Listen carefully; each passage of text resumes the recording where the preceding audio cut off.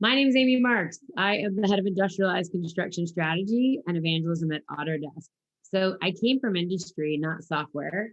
And it's my job actually to inform the product strategy at Autodesk across the entirety of the product portfolio, as well as work with our customers and stakeholders to help them with their strategy and for industrialized construction. So I work with a lot of designers, contractors, subcontractors, governments, you name it. I've actually done prefabrication on 6 of the 7 continents, never Antarctica. I don't own a coat that warm, so we're going to stay away from that.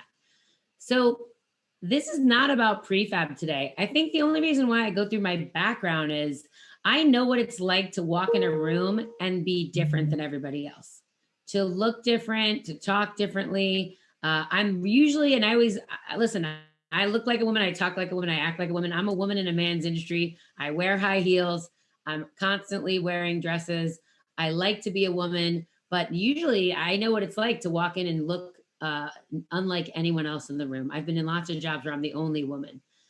And I think one of the things that because we're in an industry that's, and look, there's no judgment on the fact that it's very, the majority are men. And there's no judgment on the fact that even we know that the majority of the men are in leadership in particular are over 55, and we know that they're white males.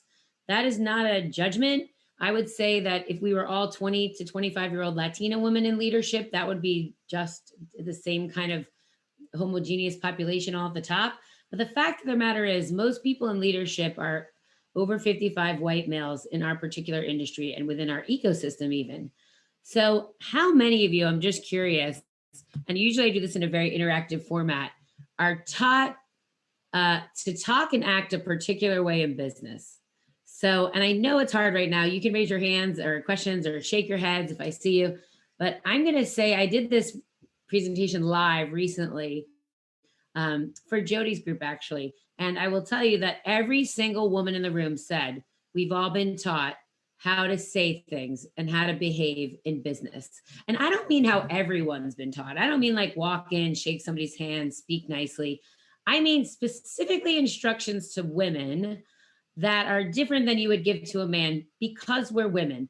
Let me give you some examples, right? And if you've had these examples in your life, I'd love for you to say something on chat or in questions. Phrases I like to say that I'll put them in quotes, they make us say. Here's my favorite one. I sit in meetings all the time and I have to say, when I have a really great idea, I have to say something like, I'm sure you've already thought of this idea before, but I think I would like to, right?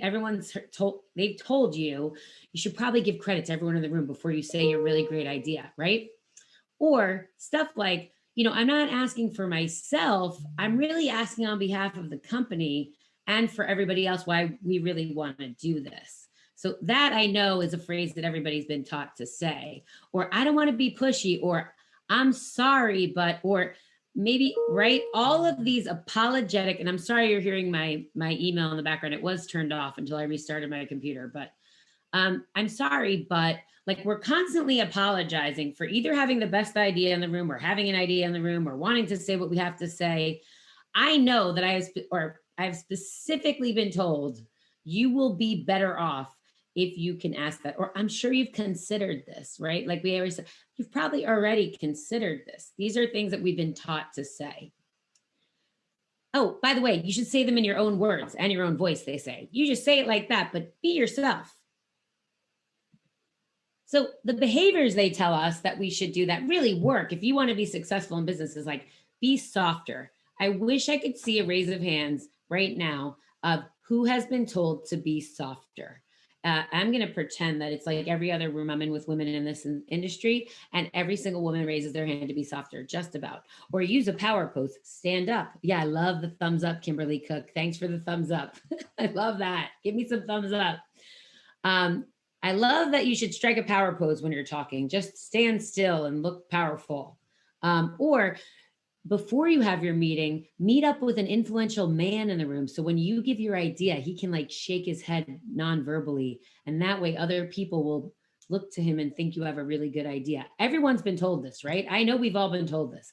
Or, by the way, co-opt your female champion next to you to stick up for you when you say an idea and somebody else then says it and takes your idea as if it were their own. We're told, hey, that woman, you should say in the meeting then, I'm glad you agree because Amy had that idea 5 minutes ago. Or another man, like my boss is great at it, by the way. He's a man. I'm not talking about him at all because I work for him because he has evolved. He's like not this man we're talking about or not this woman we're talking about. He's amazing. He's the first one to stand up and be like, she just said that 3 minutes ago. I'm glad you have consensus with her. He's great about it. So they tell us to back up, other women and be team players with each other. Usually there's only myself and another woman if I'm lucky. So I don't know I got to find that one woman that's in these meetings with me. But so, we gotta make sure we're co-opting having lots of meetings before the meetings when we want to start talking. Oh, but by the way, just be comfortable as yourself while you're doing it somehow at the same time.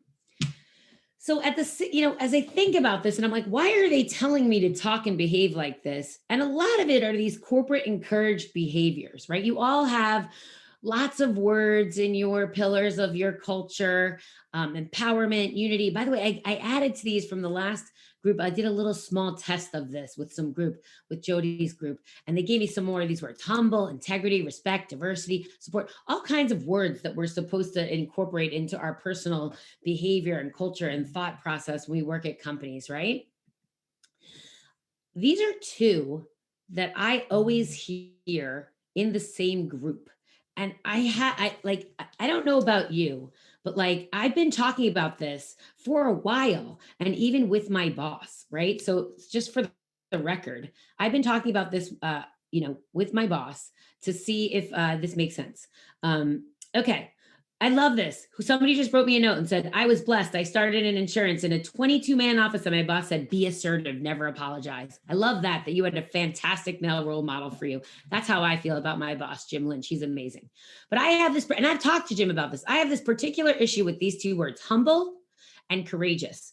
How many of you, the last time I asked this, how many of you have humble in your corporate culture structure? A lot of you in the last group I was in, and they said, humble is one of those words. It probably evolved because there was somebody in leadership, I won't say what gender, although they shouted it out in my last meeting, that there were probably somebody in leadership that all they did was talk, and they were fairly, a little bit more of an ego-driven person, and that we were using this word humble so that we reminded those people in leadership to probably listen a little bit more and to use that word humble so that they would let others into the conversation. But now that word has been applied to me and everybody else because of this reason. And then also courageous, like we want to speak out and we want to be clear about what we're trying to do, and we can't have group thinking. We've got to be different. These two words for me, I have to me, they're somewhat diametrically opposed in a weird way in my head. So I want to share this. By the way, I'm not perfect, and I work on these things every single day of my life, and it's not easy, including today. I had to work on it. So let's talk a little bit about humble versus courageous. All right. Humble versus courageous. Let's actually break it down. You could just tell me the end time would be great now. So we're not going to rush because we now got a little extended for tech, just so you guys know. Don't worry. Humble. What is that? So by the way, usually in corporate culture, the word humble is there. And then there's words underneath it that actually don't define humble. And I was like, most people don't read the small print. We know that, right? Like, so even if it said something different that was very positive, most people see the word humble, they recognize what the word humble means. And that's the word in their head that they actually use, right? In the way in which they use it. So I looked it up, actually. I sat with my boss and I was like, let's actually look that word up because I don't really like that word at all. It just doesn't suit my personality, not to be rude about myself. I'm not like some crazy egomaniac running around, but it's just not a word that I equate with myself. And I've done core clarity. I've taught Gallup Strength Finder. It's just not a word that I would really equate with myself often. And here's what it means when you look it up. Ready? Having or showing a modest or low estimate of one's importance, of low social, administrative, or political rank, reflecting, expressing, or offered in spirit a deference or submission. Now, I just have a problem with I had that last one. I was like, whoa, wait, what? Okay, so now I'm a senior woman in leadership. That's what I read. I'm supposed to be humble. I'm sure most of you, if you give me thumbs up and things like that, this is perplexing to you, right? Like, so I have to be modest. and lower my own importance and be submissive. I just don't have that in by the way, I played competitive rugby for 15 years. Submissive is not in my DNA. And then if you look up courageous, it means not deterred by danger or pain. Brave. I have to be brave and submissive at the same time. And I have to possess or display courage, able to face or deal with danger or fear without flinching, while at the same time lowering myself and my own importance. This is very confusing to me. And by the way, this is very common that these types of two words belong in the same little grouping of culture within organizations, specifically within our industry in construction. I will tell you that I have a really, really hard time with this, especially as senior leadership, especially as a woman, especially to be a role model for other women within our space. Also, because sometimes in space, I may be a very industry specific person that is the subject matter expert where we're talking, right? So how am I supposed to be a subject matter expert, be the one that's teaching and training and imparting my knowledge and strategy and things like that, and being courageous? Because I'm an agent for change. Prefabrication and industrialized construction, yes, the world is shifting, and about 50% of the work is now going to move towards industrialized construction, but it hasn't always been like that. I was fighting this slugging it out battle uphill with a backpack full of rocks and a giant sword. So it's not really that easy, right? To be both humble and courageous. And by the way, a change agent in a male dominated industry and ecosystem. It's really, really hard. So for me, just so you know, I have a lot of things I do. We'll talk about a few of them, but I'm not joking. If I could free myself up of this thought, I feel like I would be like 30% more productive every single day. But I do have to spend a percentage of my time every meeting, every day, every time I sit with other people to really reflect on the best way that I can get what I want out of the meeting, what they need out of the meeting, by balancing for me these two words. It takes up a lot of space in my brain. I will tell you that all the time, that I don't get to use for other things while it's happening. So here's what we know. The other part that comes up with that is, how do I actually advocate for myself by being both humble and courageous at the same time? So interestingly enough, under humble and some of the corporate culture things that I read, it doesn't actually say lower yourself and be submissive, but it does say be a team player and give other people credit. Now, here you go. I'm going to tell you this. I played competitive rugby. My job was to move people out of the way. I was like the enforcer. I moved people out of the way and sucked in the defense so some other really fast girl could grab the ball and score. But that was my job. And by the way, my other job was when you got really close to the try line, which is where you score, you give me the ball, because no one can score like me when it's under 3 meters. I'm not running the entire length of the field, but when it's short, no one can stop me, right? So like, that's what I'm good at. So when I say being a team player, I know what I can do better than anybody else. I just told you I suck in defense, but when it's within 3 meters of the try line, you give Amy Marks the ball, because I'm going to score. No one is going to stop me. I always say Amy Marks gets in the house. I might have to go in the back door, the front door, the chimney, but I'm always getting in the house. I'm always going to score within 3 meters. When it comes to that in business, the part that you're really good at, why isn't it okay to say, now you give me the ball? This is what I'm good at. This is my time. It's like we've focused so much on being team players for everybody else. We've made it almost it's just socially unacceptable for me to speak up when it's within the 3 meter line and you give me the ball, right? And I think that's really important. So somebody just asked me a great question. Do you feel we have to be a different version of our authentic selves when we're employees versus being the CEO? Funny, most CEOs I know are their authentic selves. That's how they got to be CEOs, most of them. They're kind of eclectic, they're visionaries, they're not saying things that everybody else says, and that's how they become CEOs, for the record, right? Now, I'm not saying they're like crazy egomaniacs either, but I mean, look, we've met some CEOs that are, right? And that's how they got there, and they knew better than a lot of other people. They drove people to a certain place. They were agents for change.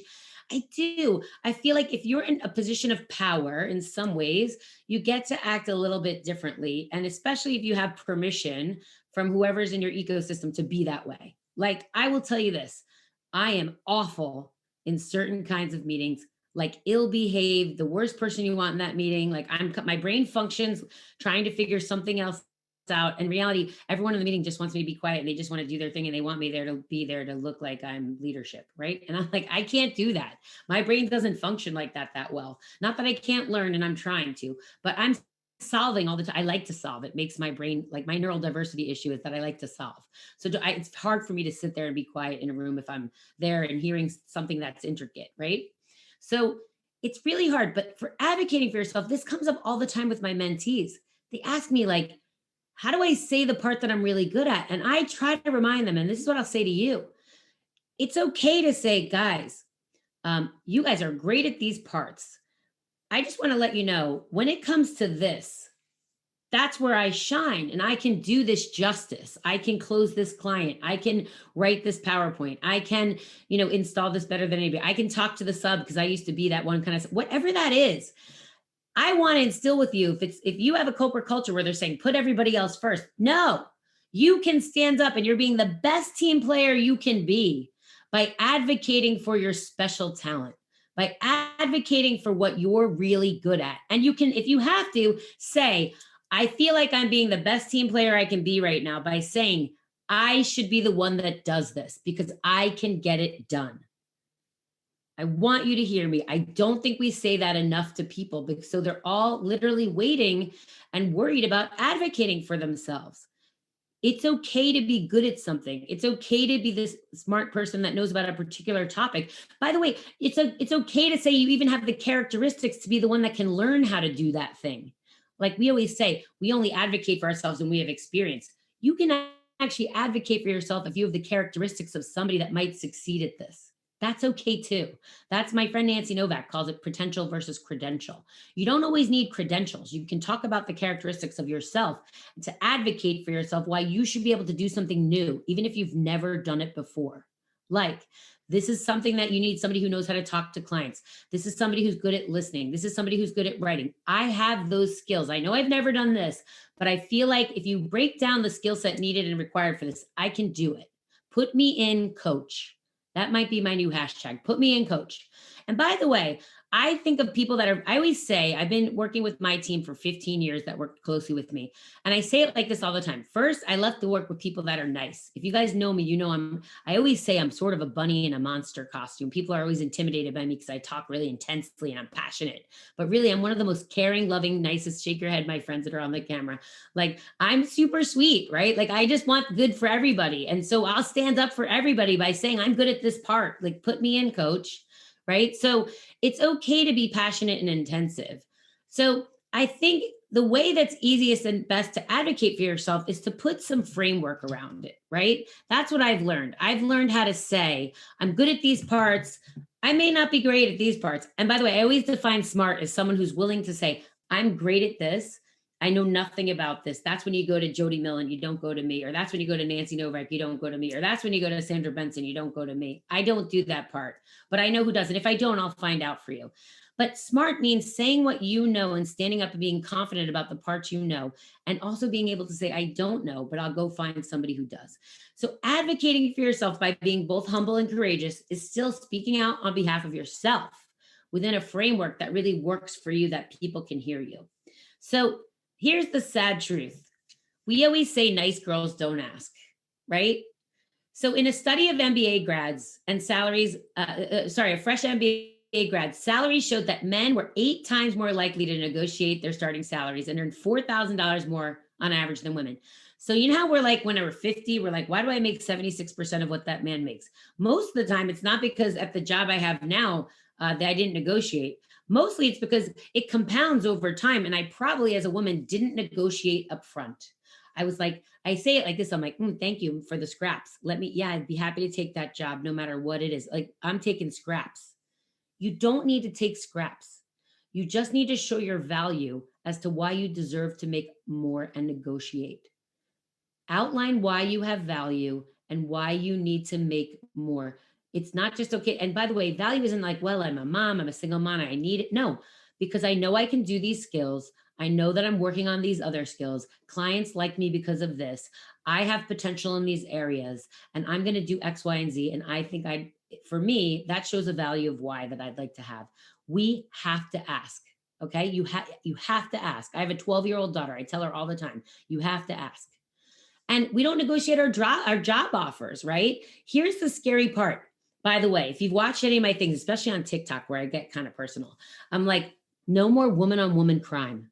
By the way, it's not men that penalize us for asking, it's men, but especially women. Women penalize other women for asking. They feel like it's socially unacceptable that you should ask for yourself. Why should she make more money? Why should she have this? That's ridiculous. We punish other women for asking. If you're friends with me in the industry, you know I always say to my friends, ask me for what you need. Do you want to get a job? Do you need to write an article? Are you looking to get a job? I'm constantly trying to find out what it is they want, what they need to ask for, and how I can help if I can help. And if you link in with me and ask me something, I'm pretty good 99 times out of 100 responding back and telling you where to go or who to talk to. I have a pick up the phone factor, as I used to say. Stop penalizing people for this. We can't do that anymore. And why we don't ask for more money? Well, we just feel like, in some ways, because we're worried about it being socially unacceptable, what we do is sometimes they tell us, just be a mama bear. Ask for, it on behalf of somebody else or your team. Like, look, I know we don't have the money in the budget. It's not for me, it's for my team. They say like mama bear always works. By the way, you're going to see what I feel like about all these tactics they make us do, right? But we definitely don't ask for more money unless sometimes we're asking on somebody else's behalf. And is the mama bear more acceptable? Here's the worst part. Unfortunately, it works. Like it does, right? And that's the sad part about all these behaviors and tactics, is that a lot of them actually do work. All those things I said in the beginning, when a man shakes his head, they work. I wish they didn't, but they do. So this is one of those ones that actually does. But it's funny, we do, in another study, they said we actually do ask for raises, but we're 5% less likely to get what we ask for, right? And I talked about how that compounds over time. A lot of that is because it's still socially unacceptable for us to ask. Like, how dare she ask? And also, we don't ask, we're afraid, like, maybe they'll take the whole job away if I just ask for a little more. Okay, that never happens. And if it does, you shouldn't work there. Just so you know, go, run away as fast as you can, right? That's not a place for you. So Linda Babcock wrote this amazing book, Women Don't Ask, right? And she talks about metaphors. When men are negotiating, they say it's like winning a ball game. And what do women say? It's like going to the dentist. I don't know about you, but I have like a special prescription I have to take just to go to the dentist because it's so scary. Like I hate going to the dentist, right? It's like, it's the worst thing ever for me. And it's true. Women look at negotiating like that, like it's going to the dentist was the most apt metaphor that most women picked. And 20% of women say they don't even negotiate at all, even when they know they should and can, and it would be acceptable to do. They just opt out because they're so uncomfortable asking with everything else going around that happens, and they just don't even ask.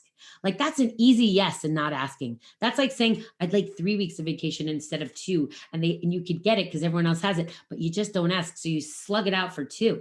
Why? Just ask, right? And by the way, I know the worst thing they can say is no. It's okay. If you hear no's, I've heard plenty of them. I've been hit in the chin many times in this world, right? So you got to ask the right way. They tell us that mama bear thing. If again, we're really penalized, not just by men, but by women. So I keep putting that in there because I hope there are men and champions of women in this audience. I'm sure there probably are, hopefully. And I have a lot of champions of women a lot of times that come here as talk. I'm not a fan of the only women, all women thing all the time. I like that we can't change without having men work through this and hear this with us. It's just a fact, right? There's so little of us and so many of them. We need some friends. We need some champions, like people. And by the way, there are lots of them and they believe in this. You know who the best champions of women are? Men that have daughters. Look for a boss that has daughters. I always say, my boss, Jim Lynch, daughters, 2 adult daughters, right? Great man, Superman, like love him. I always look, it's just a hint. I like bosses if I'm working for a man that has daughters. That's a good indicator. They don't want to put onto you what they don't want their own daughters to live with one day, right? So or sisters that were there or mothers that raised them alone. Like somehow that's always like I always hear stories of that's the best champion of women in our rooms. So we have to stop penalizing. By the way, women don't just penalize other women. They penalize men for asking too. We have to stop this. It's okay to ask. Okay. It's not just about salaries. It's about promotions. You heard me talk about potential versus credentials. It's about contract negotiations. I'm gonna be honest. I've had men negotiate contracts when I own the company on my behalf, culturally in other countries, because they don't find it acceptable for women to negotiate contracts. I had to ask myself, is it really worth it? Or do you really want this job? And I said, you know what? For my company, let this man go in and negotiate. I'll tell him everything I want. And I've let him go in on my behalf. It was, that's what happens. And for that, it was worth it for me. It's always this constant juggling act, right? It's the this versus that, this versus that. Right now, that's just factual. It has to be that way. If anyone tells you it isn't, they're lying. You're constantly juggling, constantly balancing. We walk a tightrope. That's why that was that picture, right? And speaking opportunities, listen, I don't talk on panels unless there's women on them. I just say, who else do you got? And all my friends that speak, I always put them on there. At AU, I made sure we had women on all the panels at Autodesk University that I'm doing, that my guys are doing. My population of my internal team is very diverse. Not just because I want to see other women. I just need diversity in thought. I know I don't want all of us to think and feel the same way. I'm a capitalist, by the way, not a feminist, for those of you who don't know me. I say that all the time. It's all about return on investment for me. I just want diversity in thought. So we don't have groupthink, right? And you can't have that unless you have diversity. So, and part of the problem is there was this book, for me at least, I grew up in sort of BD. There was this thing called the Challenger Sale. And they talked to 6,000 salespeople at 90 different companies. And they basically said, like, they broke them into personas: the relationship builder, the challenger, the lone wolf, all these different personas. And everybody kind of took their bets and said the best salesperson is definitely the relationship builder, right? The guys that get to go play golf and go to the game and like do all hunting and fishing, and especially in our world, right? Like I started taking guys for mani-pedis at this point, just for the record. I want them to sit and relax, and they love it. Just so you know, they love doing that more so than even hunting sometimes. But they looked at these relationship builders and they thought they were going to win as the most effective salespeople. Here's what they found out. Out of all these personas, the book kind of gives it away. The challenger was actually the winner of the most, the salesperson that brought in the most deals for the most money. They were the most effective. Now, a lot of those challengers had like a minor in relationship building, but their persona was of the challenger. And here's what the challenger looks like. They push customer thinking, meaning they challenge them. They introduce new solutions to their problems, to their agents for change, right? It's like, they never heard this before, but you should do this instead of that. I know you've never done it, but think about it. And they look at problems that customers tend to overlook. So in general, they're teaching people about something new that's valuable, how they can compete, and they're tailoring their specific pitch on certain hot buttons that customer, that client, that industry has. And ready for the last one, they take control of the discussion around pricing and challenge customers' thinking. It makes me laugh because I met Matt Dixon and I was like, Matt, tell me that must have like this had to be like, of the 900 salespeople, 890 of them had to be men. I'm like, I'm sorry, because if I did all these things, which I do, I'm built like this, by the way. Actually, the reason I read the book is one of my customers was like, I read this book and I see your face. He's like, literally, it's like your face in the description of the challenger. And I read it and I was like, well, I know I do those things, but when I do, that's what happens. These are all the words. Tell me, thumbs up, thumbs down. You've all heard these words. By the way, like, we all know these words. Like, we're called these words. If you start taking control of the conversation, right, and you start doing this, you are going to be called these words. And not just by men, by women too, right? Like, and that's why they're like, well, you can't be like that. You have to start doing these things, right? So the negotiation tips, I'll get into that in a minute. Somebody just asked me that. We'll go into that a little bit more next. You'll see. But I don't know if I feel like I want to bathe in these words or I want to shun them. I'm actually like, one time I lost a huge deal that I should have won. It was like a no-brainer. And we got told that we lost the deal because Amy Marks was very aggressive. And I was like, yeah, I am. That's why you want to hire me. It was a really tough job that I had done before, the year before, exactly an identical job. And you should have hired me because I'm aggressive, because I'm going to be, listen to this negotiation tactic. I'm going to be aggressive on your behalf. You want me on your team, not against you, and certainly not for somebody else.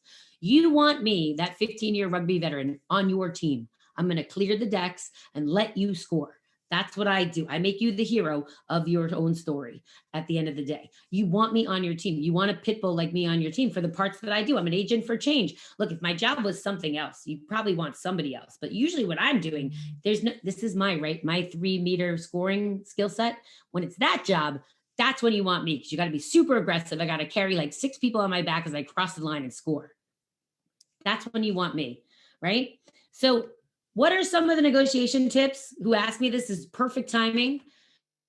You got to turn a little bit, they say, from the I to the we strategy.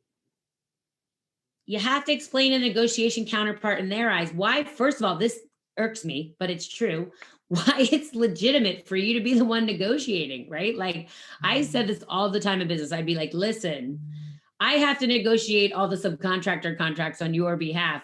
As hard as I'm being on you, you know I'm going to be that hard on them. You know I'm that thorough with you. I'm going to be that thorough with them. Show them what, yeah, you're right. Like we kind of want somebody that's thorough and aggressive and gets the best deal for us.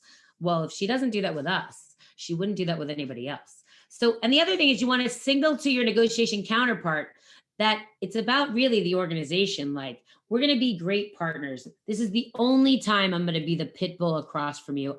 I'm going to be the pit bull sitting next to you as your best friend right after this. This is short, but let's just get through it so that we can sit on the same side of the table. And I don't want to tell you this doesn't work. They both do work. You feel in the beginning, the first time you do, like you got to take a shower a little bit. You're like, but then you're like, okay, that wasn't so bad. I could say it in my own words a little bit differently. So that happens. So what can you do? You got to keep asking. We got to desensitize people that it's okay for us to ask. And we got to be aware of these issues and use these strategies. You got to learn from each other. By the way, I don't know all the strategies. I know a lot of them because I've been here for a long time, but get involved in a women's group, get involved with like Jody Millen and some of these amazing women's groups that are out there actually interacting, not talking at you.